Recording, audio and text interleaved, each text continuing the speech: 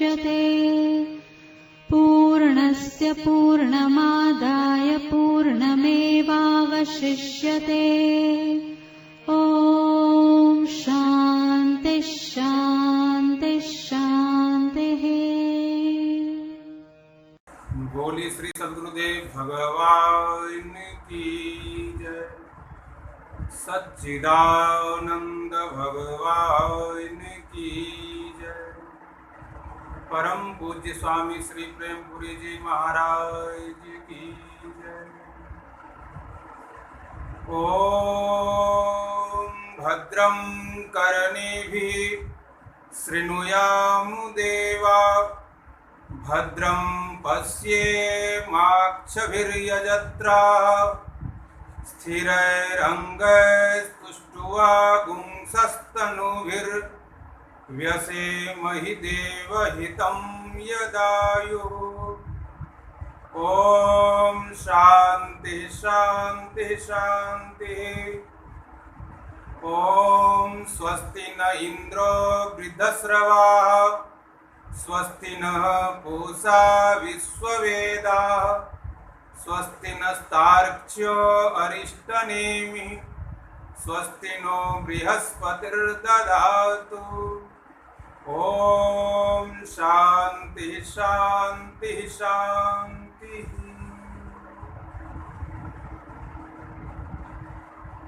भगवान की कृपा से हम सब नित्य प्रति प्रेमपुरी आश्रम से स्वाध्याय और सत्संग का लाभ ले रहे हैं। इस स्वाध्याय सत्संग के क्रम में हम सब स्वाध्याय में मांडुक्य उपनिषद के मांडुक्य कारिका के द्वितीय प्रकरण वैतथ्य प्रकरण के 32वें श्लोक के भाष्य पर हम सब विचार कर रहे हैं। यह 32वें श्लोक बहुत ही सुंदर है। इसके पूर्व में हम सब ने इस 32 नंबर के श्लोक पर सुना भी। न निरोधो न चोत्पत्तिर न बद्धो न च साधकः न मोक्षुर न वै मुक्त इत्येषा परमार्थता। न निरोध, न प्रलय है, न उत्पत्ति है, न कोई बंधन में पड़ा हुआ है, न कोई साधक है, न मुमुक्षु है, न कोई मुक्त है। यही वास्तव में परमात्मा है, कुछ नहीं है। इसी को भगवान भाष्यकार बहुत विस्तार पूर्वक विचार किए हैं, जो कि भाष्य के क्रम में हम सब विचार करते करते पहले पैराग्राफ से द्वितीय पैराग्राफ में हम सब पहुंच गए हैं। पूर्व में हम सब ने विचार किया था कि तस्मात् सुक्तम द्वैतस्य सत्वान् निर्वदादि अभाव परमार्थ इति। यह युक्ति से शास्त्र के वाक्यों से निश्चय हो गया कि द्वैतस्य असत्वात्, द्वैत जो है वो असत्व है, मतलब द्वैत है ही नहीं। जब द्वैत है ही नहीं तो उसका निरोध क्या करेंगे? निरोधादि अभाव, अर्थात न उसका उत्पन्न होगा, न प्रलय होगा, न और कुछ होगा,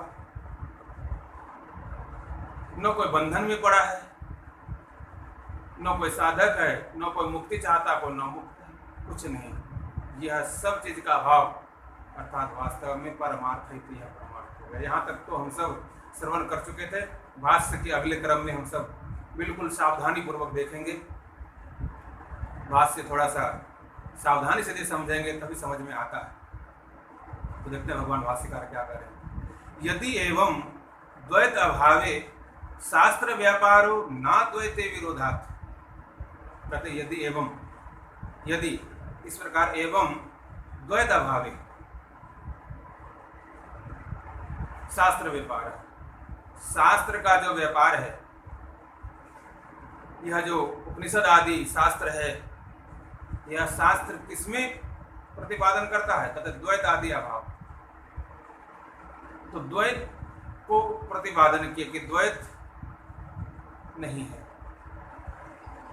तो द्वैत जब नहीं है, यही शास्त्र ने निर्धारित किया। शास्त्र ने जो निर्धारित किया, हम उपनिषद के वाक्यों से श्रुति वाक्यों से, बहुत तरह के प्रमाण से, या जो शास्त्र इत्यादियों के व्यापार से, हम सब व्यवहार से, युक्ति से, साधन से जो हम जान रहे हैं, क्या यह द्वैत नहीं है, यह प्रपंच नहीं है, यह संसार नहीं है, यह जो आभास हो रहा है, अनुभव हो रहा है, जो दिख रहा है, वास्तव में यह असत्य है। तो यह निश्चय हो गया। यदि एवं द्वैत अभाव, द्वैत अभाव में शास्त्र व्यापार है, शास्त्र का व्यापार हो रहा है। तो शास्त्र का व्यापार द्वैत के अभाव में हुआ, न द्वैते। अद्वैत को सिद्ध करने में, आत्मस्वरूप को सिद्ध करने में, इसको हम शास्त्र को नहीं मान सकते। बोले क्यों नहीं मान सकते? कहते हैं विरोधात, विरोध होगा। क्या विरोध होगा? इस शास्त्र को हम आत्मस्वरूप को प्रमाणित करने में यदि लगाएंगे तो प्रमाणिक शास्त्र हो गया। तो शास्त्र जो प्रमाण हो गया, शास्त्र प्रमाण के द्वारा हम आत्मा को सिद्ध किए कि आत्मा, यह आत्मा है, ऐसा भी करते हैं। तो प्रमाण क्या है उसके लिए? कहते हैं शास्त्र है। शास्त्र को मानेंगे, तो शास्त्र को यदि मानेंगे तो शास्त्र भी इस द्वैत में आता है। यदि हम एक शास्त्र को मान लिए तो शास्त्र भी एक प्रमाण हो गया, और आत्मा को प्रमाणित किया तो आत्मा भी प्रमाण हो गया, तो दो हो गए। एक शास्त्र हुआ जिसके द्वारा हमने आत्मा को प्रमाणित करना चाहते हैं, और एक आत्मा हुआ जिसको हमने प्रमाणित किया। आत्मा को प्रमाणित करने में यदि हम शास्त्र को प्रमाण मानेंगे तो यह अद्वैत सिद्ध न होगा, न अद्वैत, अद्वैत सिद्ध नहीं होगा। फिर दो हो जाएगा, एक शास्त्र होंगे और एक आत्मा होगा। शास्त्र को यदि हम प्रमाण मानते हैं तो शास्त्र और फिर आत्मा, दो तो हो गया, श्रुति वाक्य और प्रमाण आत्मा, दो हो गया। इसलिए अद्वैत सिद्ध नहीं होगा, न द्वैते। अद्वैत को सिद्ध करना है तो शास्त्र को भी इस द्वैत में ही लेना पड़ेगा। और द्वैत शब्द जितना है अभाव है, द्वैत का अभाव है, द्वैत में कोई है ही नहीं, एक है। तो स्वयं को स्वयं प्रमाणित नहीं करना पड़ता। अर्थात इसका यह हुआ कि शास्त्र से हम आत्मा को प्रमाणित नहीं करते, बल्कि शास्त्र से द्वैत का अभाव करते हैं। शास्त्र के द्वारा यह जो द्वैत दिख रहा है, कहते उसका अभाव होता है इस व्यापार से, शास्त्र के माध्यम से। यदि अद्वैत को सिद्ध करेंगे तो विरोध हो जाएगा, अद्वैत सिद्ध नहीं होगा, वह दो हो जाएंगे। इसलिए कहा न द्वैते, यहाँ पर सिद्धे कर दो, न द्वैते सिद्धे। अद्वैत को हम सिद्ध नहीं कर सकते। अद्वैत को सिद्ध करेंगे तो अद्वैत नहीं होगा किसी भी प्रमाण के द्वारा। और जब अद्वैत सिद्ध नहीं हुआ तो द्वैत के अभाव, तो द्वैत नहीं है ऐसा निश्चय कर लिया, फिर शून्यवाद की स्थिति हो रही है। ये कह रहे हैं भगवान भाष्यकार। तथा च सति अद्वैतस्य वस्तुत्वे प्रमाण अभावात् शून्यवाद प्रसंगः। यह निश्चय हो गया कि अद्वैत का अभाव है। अद्वैत का अभाव है, कुछ नहीं है। जब कुछ नहीं है तो कहते हैं, और अद्वैत को किसी ने सिद्ध ही नहीं किया। अद्वैत को सिद्ध करने में कोई प्रमाण ही नहीं है। तो अद्वैत को सिद्ध करने में जब कोई प्रमाण नहीं है, अद्वैतस्य वस्तुत्वे प्रमाण अभावात्, प्रमाण अभाव है, कोई प्रमाण, किसी प्रमाण के द्वारा अद्वैत को सिद्ध हम जब नहीं करते हैं तो शून्यवाद प्रसंग, शून्यवाद आ जाता है, मतलब कुछ नहीं है ऐसा। ये पूर्व पक्षी का कहना है। तो कहते हैं द्वैतस्य च अभावात् न, कहते ऐसा नहीं कह सकते। शून्यवाद की स्थिति नहीं आएगी। कैसे? रज्जु सर्पादि विकल्पनाया निरास्पदत्व अनुपत्ति रीति प्रति उक्तम एतत् कथम उज्जीवयसि। कहते हैं रज्जु सर्पवत विकल्पनाया, जिस तरह से रज्जु, रस्सी अधिष्ठान है, तो रस्सी जब अधिष्ठान है और उस रस्सी में हमने सर्प को देखा तो सर्प का हमने निराकरण कर दिया, सर्प को हटा दे कि सर्प नहीं है। तो सर्प नहीं है तो रज्जु है, रस्सी है, तो रस्सी का ज्ञान हो गया। तो रस्सी को सिद्ध करने की आवश्यकता नहीं होगी, अधिष्ठान को सिद्ध करने की आवश्यकता नहीं होगी। उसी तरह से आत्मा को सिद्ध करने की जरूरत नहीं है। आत्मा में जो भ्रम है, अपने स्वरूप में जो भ्रम है, उस भ्रम को दूर करना है। तो यहां पर कहा रज्जु सर्पादिवत, रज्जु सर्पादि विकल्पनाया, रज्जु सर्पादि विकल्पनाया निरास्पदत्व अनुपत्ति। कहते जिस तरह से सर्प की कल्पना है वैसे रज्जु की भी कल्पना होगी, अधिष्ठान की कल्पना होगी। कहते ऐसे नहीं होता। सर्प की कल्पना है, सर्प की कल्पना है किसमें? तो रज्जु में, रस्सी में। रस्सी में हम कल्पना कर रहे हैं, तो रस्सी में कल्पना कर रहे हैं और सर्प हट गया, तो जो सर्प हट गया तो रस्सी रहा, तो रस्सी रहा, तो रस्सी की भी कल्पना निरास्पदत्व, कहना कि उसको कल्पना करने की जरूरत है नहीं। तो जब एक हो जाता है, निश्चय होता है, निश्चय में कोई कल्पना नहीं होती, वो कल्पना शून्य हो जाता है, वह कल्पना शून्य हो जाता है, उसमें करने की जरूरत नहीं है। अनुपत्ति प्रति उत्तम है तत् कथम उज्जीवे से, तो पहले कह दिया गया, बिल्कुल सरल है, एकदम सावधानी पूर्वक समझेंगे तो समझ में आ जाएगा। जैसे अधिष्ठान, अधिष्ठान एक है, उदाहरण में दिया था अधिष्ठान रज्जु, रस्सी, एक रस्सी में अनेक प्रकार का भ्रम हो रहा है, तो उस भ्रम को हमने दूर कर दिया युक्ति के माध्यम से, श्रुति के माध्यम से, तो अधिष्ठान का स्वाभाविक ज्ञान हो गया। अधिष्ठान को अलग से बताने की जरूरत नहीं होता, क्योंकि अधिष्ठान को ही देख रहे थे, विपरीत रूप में देख रहे थे। भ्रम कहते हैं अधिष्ठान को विपरीत रूप से समझना। विपरीत बुद्धि समाप्त हो गई तो स्वस्वरूप का ज्ञान अधिष्ठान का ज्ञान हो गया। उसी तरह से आत्मा में जो विपरीत बुद्धि है, आत्मा को आत्मा रूप से हम जब नहीं समझ पाते, अधिष्ठान को जब हम अधिष्ठान के रूप से नहीं समझ पाते, इस अधिष्ठान को, इस आत्म स्वरूप को हम अन्य रूप से, अन्य नाम से जब जानते हैं, अन्य रूप से अनुभव करते हैं, तो वह कल्पना है, उस कल्पना को हटा दीजिए, समाप्त हो जाएगा। रज्जुरपि, उसी तरह से कहा रज्जुरपि सर्प विकल्पस्य आस्पद भूता विकल्पित एव दृष्टांत अनुपत्ति ही। कहते कि न, यहां कहते रज्जुरपि, रस्सी भी सर्पकल्प विकल्प से आस्पद भूता, जिस तरह से सर्प की कल्पना किए और वो समाप्त हो गया, वैसे रस्सी भी समाप्त हो जाएगा, रज्जु समाप्त हो जाएगा। तो कहते कि नहीं, दृष्टांत अनुपत्ति, उसके लिए दृष्टांत क्या है? कहते कुछ भी नहीं ना। कैसे? विकल्पना क्षय, उसी को बता रहे हैं फिर से, विकल्पना क्षय, कल्पना समाप्त होने पर अविकल्पितस्य अविकल्पितत्वादेव सत्वोपत्ति है। रज्जु सर्प वद असत्वमिति चेत,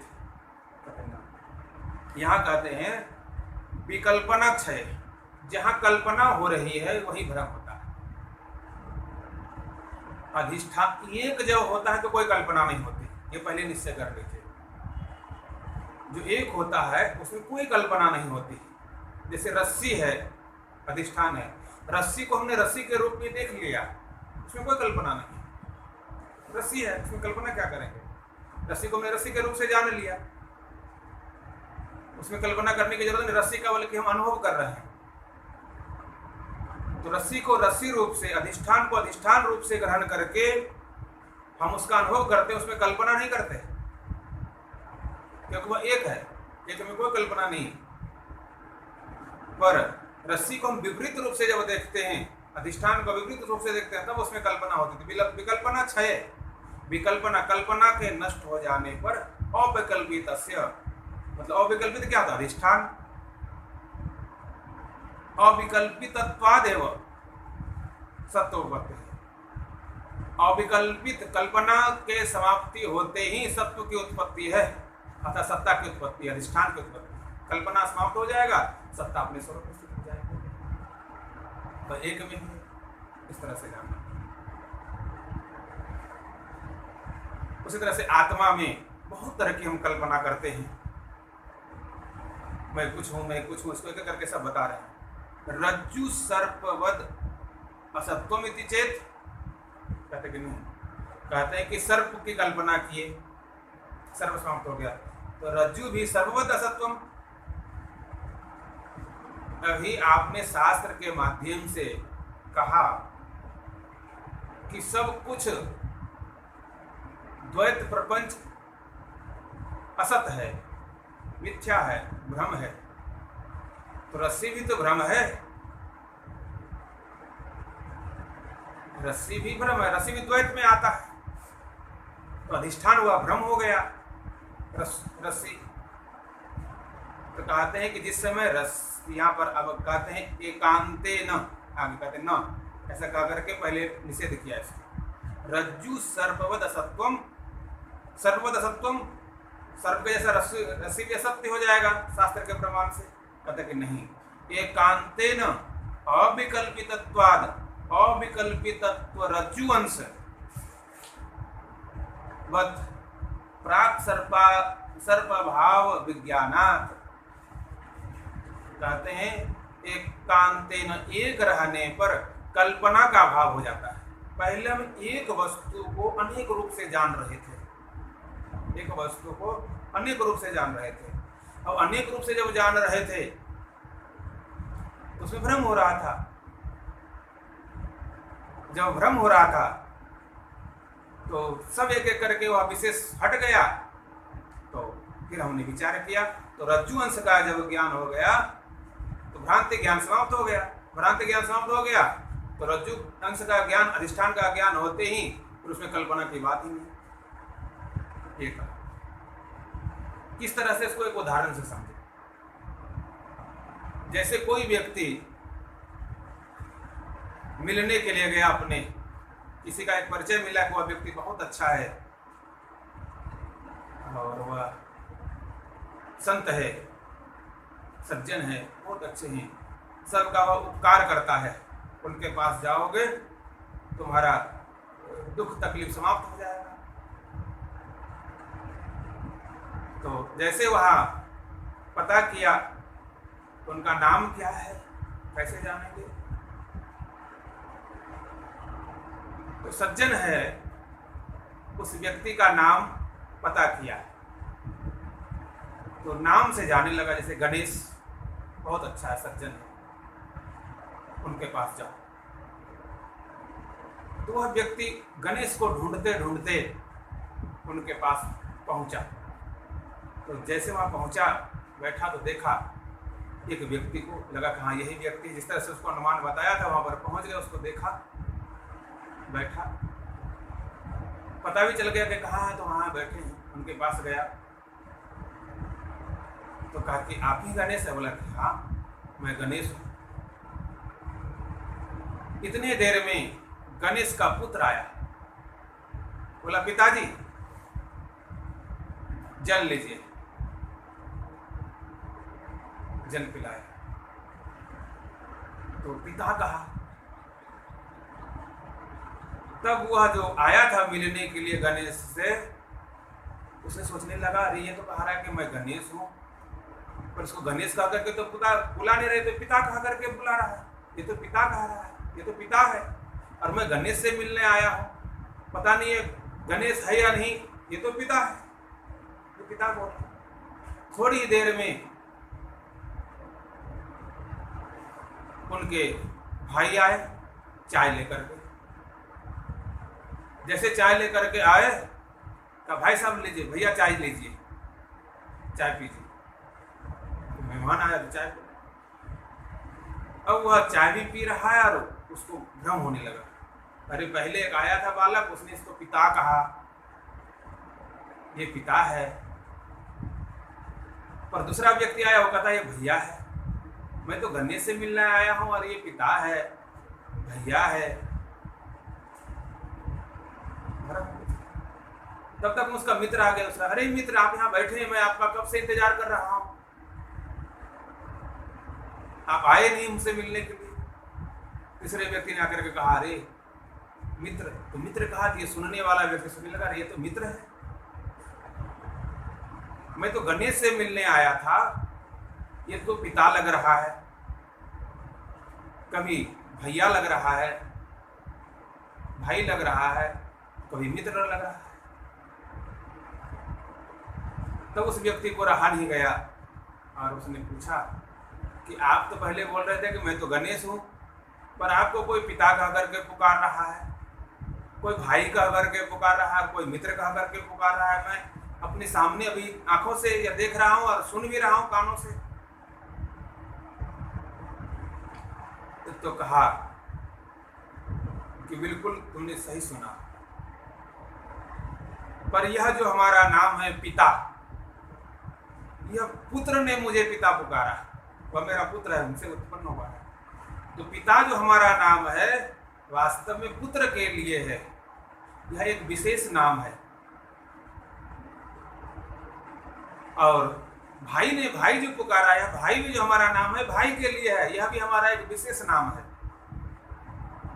मित्र ने जो हमें मित्र पुकारा, यह भी हमारा एक विशेष नाम है। तो इस शरीर का एक विशेष नाम है, भाई हो, मित्र हो, पिता हो, चाचा हो, नाना हो, दादा हो, बहुत तरह का नाम। पर सामान्य नाम इस शरीर का गणेश है, जिससे कि आपने लिया सामान्य नाम गणेश है। तो सामान्य नाम का वास्तविक ज्ञान कराया गया। मेरा नाम सामान्य रूप से यदि कोई हमसे मिलेगा तो गणेश नाम से मिलेगा, मैं गणेश हूँ। उस व्यक्ति को ज्ञान हो गया यह सब जो है संबंध के कारण से इनका नाम पिता, भाई, मित्र इत्यादि पड़ा। तो संबंध विशेष से एक इस शरीर का अनेक नाम हो जाता है, पर इस शरीर का वास्तविक नाम एक ही नाम है, गणेश। उसी तरह से जब गणेश स्वयं सभी संबंधों को त्याग देता है, न पुत्र के पास रहता है, न मित्र के पास, न भाई के पास, अकेले बैठा रहता है, तो अनुमान करता है कि मैं गणेश हूँ, अपने आप में अहम बुद्धि करता है। फिर वो कल्पना नहीं करता, सिर्फ अपने आप का सुख का अनुभव करता है कि मैं गणेश हूँ। अधिष्ठान में जब स्थित हो जाता है, स्वयं स्थित हो जाता है, सभी संबंध छूट जाते हैं, तो अपने आप का ज्ञान, उसको अलग से ज्ञान करने की जरूरत ही नहीं। स्वस्वरूप में स्थित है, स्वशरीर में स्थित है, तो स्वशरीर में स्थित होने पर स्वशरीर का ज्ञान होता है। और जब संबंध को सामने देखते हैं तो विशेष ज्ञान होता है। उसी को यहाँ पर विचार किया गया कि एक अधिष्ठान सामान्य ज्ञान होता है, इस तरह से एक शरीर सामान्य ज्ञान है, शरीर में संबंध को लेकर के, संबंध को देख करके एक विशेष ज्ञान होता है। तो विशेष ज्ञान जो है वो भ्रम ज्ञान है। विशेष ज्ञान जब हट जाएगा तो सामान्य ज्ञान इस शरीर का हम करेंगे, तो हम स्व शरीर का सुख लेंगे। इसलिए स्व शरीर का सुख लेने के लिए स्व शरीर का ज्ञान जरूरी है और विशेष ज्ञान को हटाना है। उसी तरह से स्वस्वरूप का ज्ञान करने के लिए जो विशेष ज्ञान है उसको समाप्त करना पड़ेगा। देखिए आगे बताया, विकल्पयितुश्च प्राग विकल्पना उपपत्ति सिद्धत्व अभ्युपगमात् सत्वानुपत्ति है। कहते हैं इस टीका में कहा गया विकल्पितुश्च, अध्यारोपित। विकल्पितुश्च जितनी भी कल्पना होती है, प्राग कल्पना उपपत्ति है, कल्पना से पूर्व में जितने भी नाम लिया गया, जब हम अकेले बैठे हैं तो लगता है कि मैं बैठा हूं। अब एक एक करके कोई आने लगा, तरह तरह की कल्पना होने लगी। तरह तरह का कल्पना जब होने लगी तो एक एक करके हम उसको हटा दिए और जब स्वस्वरूप में स्थित हो गए तो अपनी स्थिति में आ गए। वही कहा यहाँ पर सिद्धोत अपगमात् सत्वानुपत्ति। यहाँ कहते हैं विकल्पयितुश्च प्राग, कल्पना से पहले विकल्पना उपपत्ति है, कल्पना की उत्पत्ति ही नहीं है। सिद्धत्व अभ्युपगमात् सत्वानुपत्ति है, तो सत्व की अर्थात स्वस्वरूप की, स्वस्वरूप का ज्ञान कैसे होगा। कथम पुनः स्वरूपे व्यापार अभावे, कथम पुनः मतलब कैसे ज्ञान होगा। स्वरूपे व्यापार अभावे, स्वरूप में कोई व्यापार ही नहीं है। इसका कहने का मतलब यह है कि जब वह एक है, जब उसमें कोई व्यापार ही नहीं, तो स्वयं का वह ज्ञान कैसे होगा, स्वरूप का ज्ञान कैसे होगा, उसमें व्यापार ही नहीं है। तो शास्त्रस्य व्यापार भाव, शास्त्र का भी कोई व्यापार नहीं है। द्वैत विज्ञान निवर्तकत्व, शास्त्र तो जो है वह द्वैत का निवारण करने वाला है। शास्त्र जो है वह द्वैत का निवारण करने वाला है, और स्वस्वरूप को बताने वाला कोई नहीं है। तो स्वस्वरूप को बताने वाला कोई नहीं है, तो स्वस्वरूप का ज्ञान कैसे होगा? शास्त्र के माध्यम से यह द्वैत नहीं है, यह प्रपंच नहीं है, संसार नहीं है, ऐसा हमने जान लिया। तो स्वस्वरूप का ज्ञान कैसे होगा? कहते नहीं, ऐसा दोष है, इसमें कोई दोष नहीं। रज्ज्वाम सर्पादिवद आत्मनि द्वैतस्य अविद्याध्यस्तत्वात्। रज्ज्वाम, रज्जु में सर्पादिवत आत्मनि, रज्ज्वाम मतलब रस्सी में जिस तरह से सर्प का अध्यारोप किया गया, कल्पना की गई, उसी तरह से आत्मा में कल्पना की गई। आत्मनि द्वैतस्य अविद्याध्यस्तत्वात्, अविद्या के कारण से, जिस तरह से अज्ञान के कारण से, अज्ञान जब होता है, जब भ्रम होता है, तब वह रस्सी में तरह तरह का ज्ञान होता है। रज्ज्वाम, रस्सी में सर्पादि का जो भ्रम होता है, उसी तरह से आत्मनि, आत्मा में द्वैतस्य, द्वैत का, इस प्रपंच का, इस संसार का, इस जगत का, इस दृश्य का, तरह तरह के नाम का, यह अविद्याध्यस्तत्वात्, अविद्या के कारण से, अज्ञान के कारण से। कथम, कैसे? एकदम बिल्कुल उदाहरण दिया सरल तरह से भाष्यकार, देखिए बिल्कुल सावधान। सुखी अहम, मैं सुखी हूं, तो मैं सुखी हूं, यह जो मैं अनुभव कर रहा हूं, अहम सुखी, यह अज्ञान के कारण से। शरीर में सुख मिल रहा है, इंद्रियों के माध्यम से हमने विषयों को ग्रहण किया, और अहम सुखी इस तरह से मानने लगा। तो यह मन सुखी हो रहा है, मन विचार कर रहा है, तो मन, शरीर और इंद्रिय और विषय का संबंध बना और अहम सुखी कहने लग गए। यह आत्मा में आरोप है। वास्तव में आत्मा इस तरह से सुखी नहीं होता। विषय समाप्त होते ही हम कहने लगते हैं अहम दुखी, अरे मुझे बहुत सुख मिल रहा था, मैं सुखी कह रहा था, अनुकूलता समाप्त हो गई, अब मैं अपने आप को दुखी मानने लगा, सारे साधन समाप्त हो गए। तो साधन समाप्त होते अहम दुखी, अब हमारे पास साधन नहीं, तो हम अहम दुखी। दुखी का मतलब ये शरीर में प्रतिकूलता हुई, शरीर में दुख हुआ, भूख लगी, प्यास लगी, दर्द हुआ, पीड़ा हुई, किसमें? शरीर में। मन ने विचार किया, मन भी दुखी हो गया। शरीर दुखी है, मन दुखी है, मन ने कल्पना की और हम दुखी हो गए। अहम दुखी, और अहम दुखी करके मैं दुखी हूं, ऐसा मैं मतलब अपने स्वरूप को मानकर कि मैं दुखी हूं। वास्तव में स्वरूप दुखी नहीं, न स्वरूप सुखी होता है और न स्वरूप दुखी होता है। सुखी का, सुख का अनुभव जो हम कर रहे थे शरीर से, इंद्रियों से, मन से, विषयों का, वास्तव में मैं यह ऐसा सुखी नहीं और न ऐसा दुखी हूं। तो अहम सुखी, अहम दुखी, अहम मूढ़ा, मैं कुछ नहीं जानता, अहम जाता, मैं जन्म लिया हूं, अहम मृता, मैं मर जाऊंगा, अहम जीर्णा, मैं बिल्कुल जीर्ण हो गया, बूढ़ा हो गया, देहवान पश्यामी, मैं देह वाला हूं, शरीर वाला हूं, मोटा हूं, पतला हूं, इतना उम्र वाला हूं, ब्राह्मण हूं, क्षत्रिय हूं, वैश्य हूं, शूद्र हूं।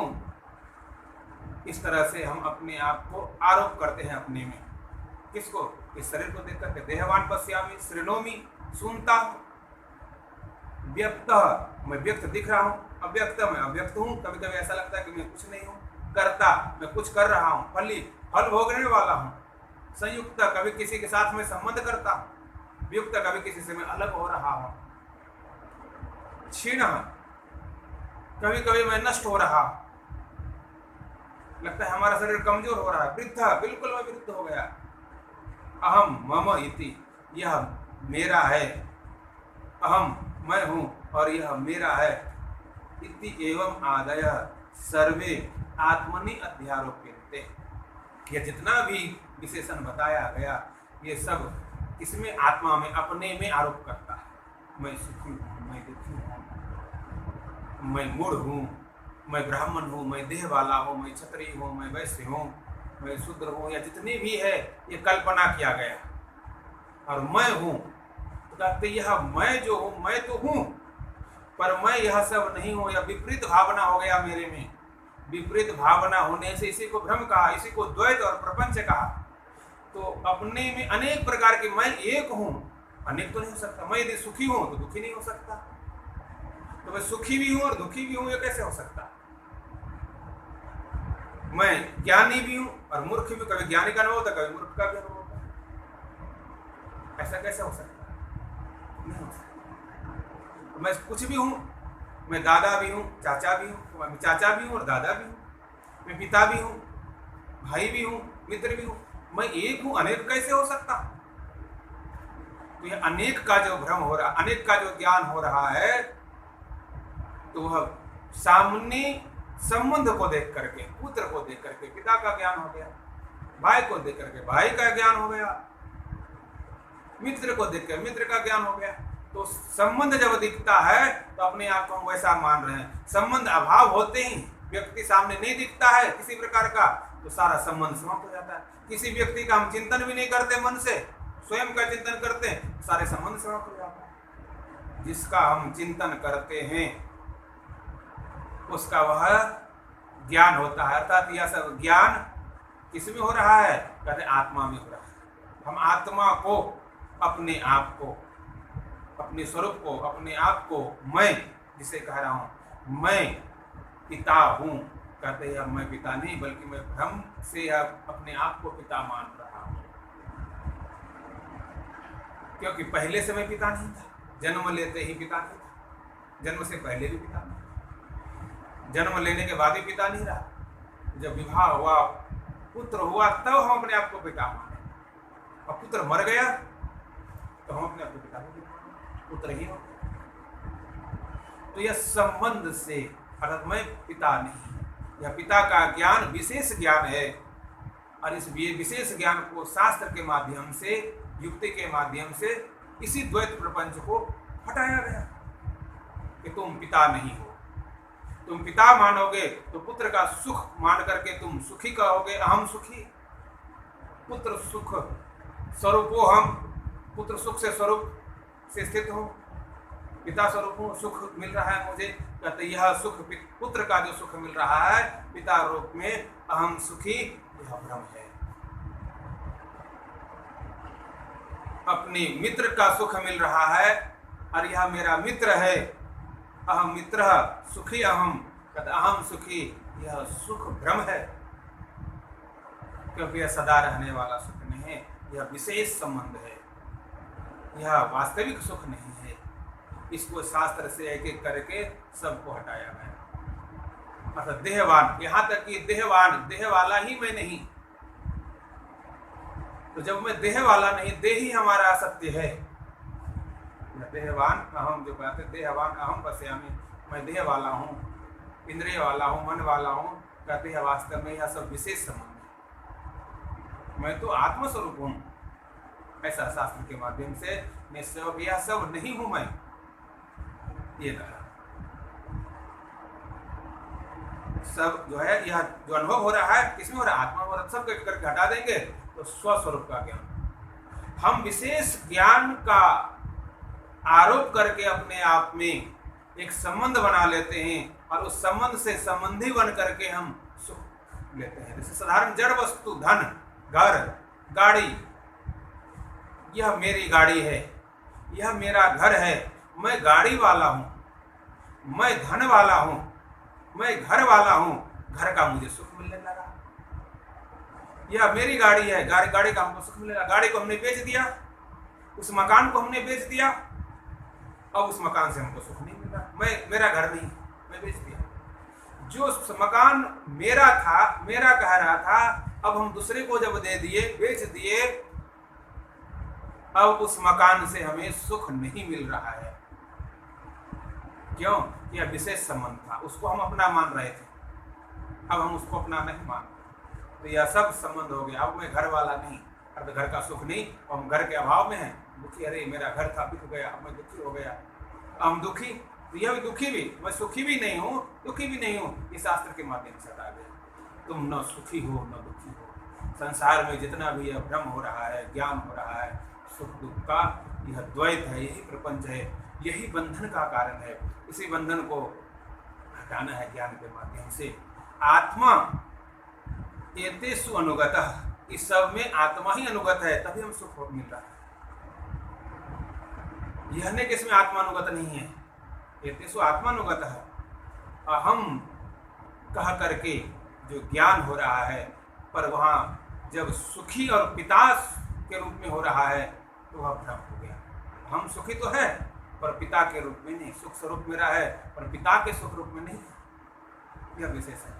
आत्मा एतेषु अनुगतः सर्वत्र अव्यभिचारात्, सर्वत्र जितने भी संबंध है, सब में संबंध में वह आत्मा ही है। अब कैसे, इसको बिल्कुल अच्छी तरह से विचार।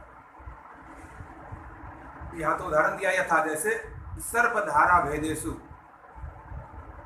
रज्जु, जैसे रज्जु एक अधिष्ठान है, रस्सी अधिष्ठान है, उसमें कभी सर्प का, कभी दंड का, कभी भूछिद्र धारा इत्यादि, कहीं किसी को किसी तरह का भ्रम हो जाए, अनेक भ्रम, तो रस्सी रस्सी है। उसी तरह से सर्वत्र अव्यभिचारात्, यहाँ पर सब में, कैसे रस्सी में, अब वह रस्सी में ही देख रहा है ये सांप है, रस्सी में ही देख रहा है, पर है वो रस्सी, ये सर्प है, दुखी मान रहा। रस्सी को सोच रहा है ये छिद्र है, एक भूखंड में कहीं गड्ढा हो गया, ऐसे अंधेरा में दिख रहा है, यहाँ पर ऐसा लग रहा है, प्लेन नहीं है, बराबर नहीं है, ऐसा अनुभव हो रहा। किसी को डंडे की तरह दिख रहा है, सीधा पड़ा हुआ है रस्सी, लगता है डंडा गिरा हुआ है, तो देख तो रहा है उस रस्सी को, दिखाई क्या दे रहा है रस्सी को, पर रस्सी को रस्सी रूप में नहीं देख पा रहे हैं, दंड के रूप में देख रहे हैं। तो दंड के रूप में देख रहे हैं रस्सी को, दिख रहा है हमें रस्सी, अनुभव हो रहा है रस्सी का, पर दंड के रूप में दिख रहा है, भूछिद्र के रूप में दिख रहा है, सर्प के रूप में देख रहा है। सर्प के रूप में देखने का कारण दुखी होते हैं, दंड के रूप में देखने से कुछ और ही सोचते हैं, इस तरह से। इसलिए आत्मा में, उसी तरह से आत्मा में यह मन दिखता है। कल के प्रसंग में मैंने विचार किया था, यह जो मन, देखिए आत्म स्वरूप है, आत्मा अधिष्ठान है। आत्मा में माया से, अविद्या से, अज्ञान से कल्पना हुई, माया से कल्पना हुई, माया कल्पित करते हैं इसको। तो आत्मा अधिष्ठान में माया से, अविद्या से कल्पना हुई, और कल्पना होते ही वह आत्म स्वरूप मन का रूप ले लिया। अब उसको क्या कहने लग गया? मन। और उसमें संकल्प विकल्प होने लगा। तो जब संकल्प विकल्प होने लगा तो हम संकल्प विकल्प से युक्त हो गए, और संकल्प विकल्प में बढ़ता चला गया संकल्प, फिर उसमें विकल्प, संकल्प विकल्प, अच्छा बुरा, ये मन का ये काम हुआ। उसी से फिर कल्पना करके शरीर, इंद्रिय, उसी से कल्पना करके इंद्रिय, मन के बाद इंद्रिय को ले लेते, और इंद्रिय सूक्ष्म, उससे फिर और अव्यक्त से हम व्यक्त में आ गए, शरीर स्थूल रूप में आ गए। शरीर, पहले मैं मन हूं, संकल्प, पहले मैं बिना संकल्प का हूं तो आत्मा हूं, बिना संकल्प का हूं तो आत्मा हूं, और संकल्प विकल्प करने लग गया तो मैं आत्मा से, अपने स्वरूप से च्युत हो गए, अपने स्वरूप को स्वरूप में नहीं समझ पाए, अर्थात मैं संकल्प विकल्प वाला हो गया, अर्थात मैं मन वाला हो गया, संकल्प विकल्प मन वाला हो गया, तो आत्मा ही मन बन गया, मन वाला हो गया। पर आत्मा मन वाला जब हो गया तो हम भ्रमित हो गए। अब मन को ही मैं समझने लगा, पर मन में संकल्प विकल्प होता है, मेरे में संकल्प विकल्प नहीं, मन एक अलग रूप ले लिया, पर है वह आत्मा ही, और वह फिर आत्मा शरीर रूप ले लिया, संसार का रूप ले लिया, जगत का रूप ले लिया, अनेक रूप ले लिया, इसलिए कहा आत्मा एवं इदम सर्वम, ये सब कुछ क्या आत्मा ही। वह अव्यक्त ही व्यक्त रूप में हो गया, तरह तरह का नाना रूप ले लिया। जैसे पूर्व में विचार किया था कि पिता, मैं पिता, भाई, मित्र, दादा, चाचा, नाना इत्यादि जो यह संबंध है, तो वह पहले व्यक्ति है। एक व्यक्ति को उसका नाम पड़ा स्वशरीर का, और नाम पढ़ते ही उसमें विचार आया, कुछ कर्म किया, क्रिया की, क्रिया करने के बाद कुछ धन कमाया, अपने आप को धनी कहने लगा। तो स्वयं वही व्यक्ति गणेश है, वही व्यक्ति धनी है, वही व्यक्ति पिता है, वही व्यक्ति चाचा है, वही व्यक्ति मामा है किसी का, वही व्यक्ति मौसा है किसी का, वही व्यक्ति नाना है किसी का, वही व्यक्ति मित्र है किसी का, पर वही व्यक्ति है, दूसरा नहीं है, एक है, व्यक्ति एक है, चाहे कुछ भी हो, पर सभी संबंध हटा देंगे तो एक हो जाएगा। संसार में जितने भी संबंध हमने इस शरीर के साथ में जोड़ा, यह संबंध कैसा है, मेरे में है, और वह संबंधी के कारण से। इसका जितना बड़ा परिवार होता है उसका उतने ही अधिक संबंध होते हैं। 25 व्यक्ति हमारे परिवार में, हम 25 संबंधी हैं। किसी का 2 ही परिवार है, उसके 2 ही संबंध। किसी का बेटी नहीं है, बेटा नहीं है, उसको पिता नहीं था, पति पत्नी है, से मित्र है, मित्र का उसको पिता का नाम उसका पड़ेगा ही। जितना अधिक संबंध है उतना अधिक हम संबंधी हो गए, पर हम एक ही है। चाहे हमको कोई पिता भी कहता है तो ज्ञान मेरा ही करता है, कोई हमको भाई कहता है तो ज्ञान मेरा ही करता है, पर वो भाई के रूप में करता है। भाई के रूप में करता है तो भाई का सुख मिलता है, उसे पिता का सुख नहीं मिलता।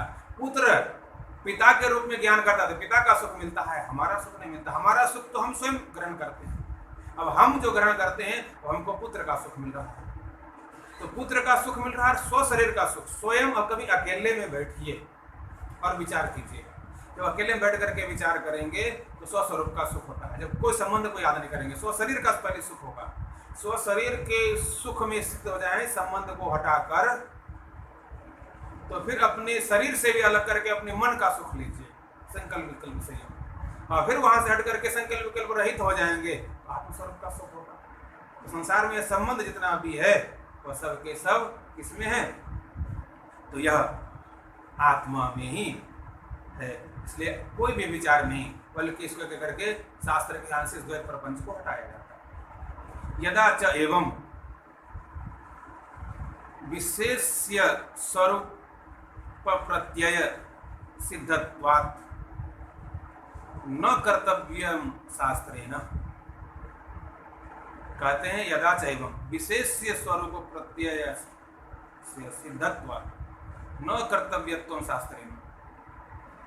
शास्त्र जो बताता है और शास्त्र के माध्यम से, अब प्रश्न था कि यह शास्त्र ने अद्वैत स्वरूप, अपने आत्मस्वरूप का तो ज्ञान कराया नहीं, द्वैत की निवृत्ति किया। तो द्वैत की निवृत्ति किया, अद्वैत का ज्ञान हमको कैसे होगा? कहते शास्त्र जो है जिस चीज को हम जान रहे थे वास्तव में उसका निषेध किया, तो जो चीज जान रहे थे उसका निषेध क्यों किया? कहते वास्तव में हम वैसे नहीं थे। जो सिद्ध है उसको शास्त्र नहीं कहता, तो आत्मा आत्मस्वरूप से उसको कहने की जरूरत ही नहीं है। जैसे कोई कुर्सी है तो कुर्सी है ऐसा ज्ञान हम करते हैं क्या? बार बार कोई बताता है हमको कि कुर्सी है, तो जिसका ज्ञान है अर्थात ज्ञात वस्तु को नहीं कराता, करते हैं अकर्तृ अकृत कर्तृ च शास्त्रम कृत अनुकारित्वे अप्रमाणम। ये कहा गया शास्त्र जो है सिद्ध वस्तुओं को ने जिसको हम नहीं जान पा रहे हैं उसको दर्शाता है। जैसे कि कुर्सी है, हमको ज्ञान है, कोई आकर के उसको नहीं कहता कि ये कुर्सी है, क्यों? उसका हमको ज्ञान है, पर हम उसको उल्टा समझ लेते हैं, तब हमको ज्ञान कराता है कि भाई ये नहीं। तो जिस चीज को हम नहीं जानते उसको यहाँ पर दर्शाया जाता है, यह बताया गया।